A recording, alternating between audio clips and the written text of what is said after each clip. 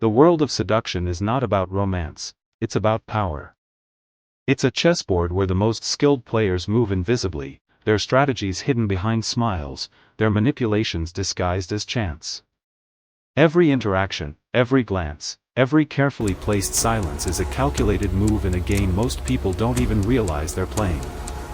Among these players, 4 archetypes stand above the rest: the Siren, the Rake, the ideal lover, and the dandy, each with a distinct method of psychological ensnarement. But here's what they don't want you to know: you've already encountered them. That coworker who always seems to get their way. The ex who still lingers in your thoughts. The stranger at the bar who made your pulse race with just a look. What if none of it was accidental? What if they were all playing from the same ancient playbook of human manipulation? The Siren operates through the art of controlled presence. Imagine walking into a room and noticing one person who doesn't seem to be trying at all, yet everyone's attention drifts toward them. Their posture is relaxed, their gaze unhurried, their smile just slightly delayed when they acknowledge you. Sirens understand something fundamental about human psychology: we value what we have to work for. They don't offer easy validation. Instead, they give just enough to make you lean in, then withdraw before you can get your fill. A fleeting touch on the arm that lingers half a second too long. A compliment wrapped in ambiguity. These are not accidents. They are deliberate psychological hooks. The Siren's greatest weapon is the unfinished story. They will hint at depth, a mysterious past, a hidden passion, a vulnerability they might share someday, and then change the subject. Your brain, wired to seek resolution, becomes obsessed with filling in the gaps. You'll replay conversations, searching for clues, assigning meaning where there may be none. And the more you invest, the more real their illusion becomes. But here's the cruel twist: the Siren doesn't actually want you to solve them.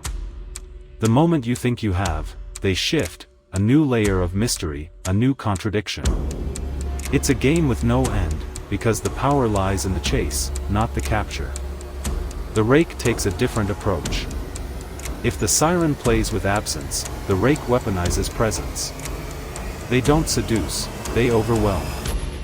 You'll recognize a Rake by the way they make you feel like the only person in the room. Not through empty flattery, but through devastating specificity. They won't say you're beautiful. They'll say the way your voice dips when you're unsure is disarming. They mirror your posture, your speech patterns, your humor, not clumsily, but with the precision of a psychologist. And then, just when you're basking in their attention, they vanish. A text left unanswered for hours. A cancelled plan with just enough regret to keep you hoping. This isn't neglect, it's neurological warfare. Studies show that intermittent reinforcement, rewarding behavior unpredictably, is the most addictive form of conditioning.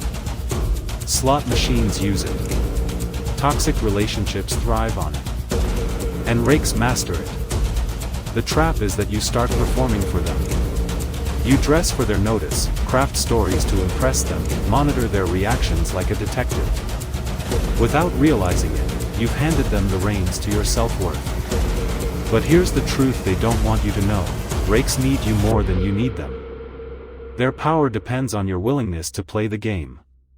The moment you stop craving their validation, their spell shatters. The ideal lover is the most insidious seducer of all, because they don't feel like a seducer. They feel like fate. The ideal lover doesn't chase, they reflect. They study you with terrifying precision, identifying your unmet needs, then become the living embodiment of them. Love-starved? They'll shower you with affection. Insecure? They'll offer unwavering admiration. They quote your favorite obscure author, share your niche hobbies, echo your opinions, but phrased more eloquently. It feels like magic. It's actually psychological profiling. The red flag is that they never disagree. Healthy relationships have friction. The ideal lover avoids it at all costs, because their goal isn't connection, it's dependency. When they sense you're hooked, the persona begins to dissolve. Suddenly, they're too busy, slightly critical, just distant enough to make you panic. You scramble to regain their approval, blind to the truth: they never loved you. They loved the control. Finally, the dandy wins through calculated confusion. While others seduce with passion or perfection, the dandy fascinates by refusing to be categorized. They're the one in the impeccably tailored suit, with one deliberately undone button. The one who delivers a compliment so layered, you're not sure if you've been praised or mocked. Your brain hates uncertainty. When faced with a puzzle, it will obsess until it finds an answer. The dandy exploits this, keeping you perpetually off balance. Their secret? They don't care if you solve them. The game is the thrill of the chase. Now that you see the patterns, ask yourself, have you ever been someone's unwitting pawn? Do you recognize these tactics in people around you right now? Most terrifying of all, have you used them yourself without realizing? This is just the surface. Lurking beneath are 5 more archetypes, each more psychologically ruthless than the last. The coquette, who trades in false hope. The star, who addicts through idolization. The natural, who disarms by seeming not to play at all. The deeper you go, the more you'll realize, seduction isn't about love. It's about leverage. And once you know the rules, you'll never be powerless again. But these 4 are merely the opening act in a much darker theater of seduction. What you've just uncovered is only the first layer, the visible patterns, the obvious moves. Beneath them lurk far more dangerous players, masters of psychological warfare who don't just flirt with your attention but rewire your very perception of reality. Imagine encountering someone who doesn't just mirror your desires like the ideal lover, but actually implants new ones in your subconscious. Picture a seducer so subtle they make you believe every move was your idea, every longing your own creation.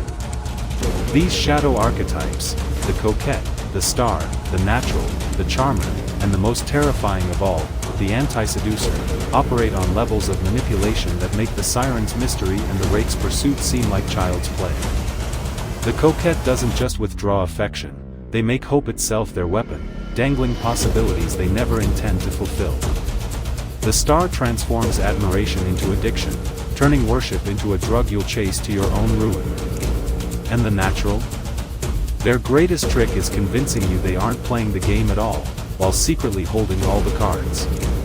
But here's what should truly keep you awake tonight: you've already met at least one of these master manipulators. That friend who always leaves you emotionally drained yet craving more. The partner who had you questioning your own memories. The colleague who somehow always gets their way while making it seem like your idea. Their techniques are invisible until you know what to look for, and by then, it's often too late. The question isn't whether these shadow seducers exist in your life, it's whether you'll continue to be their unwitting puppet. What you do next determines everything: remain the manipulated, or pull back the curtain completely. The choice is yours, but know this: once you see the full game being played around you, there's no going back to ignorance. The real seduction begins in the next part. If you dare to continue.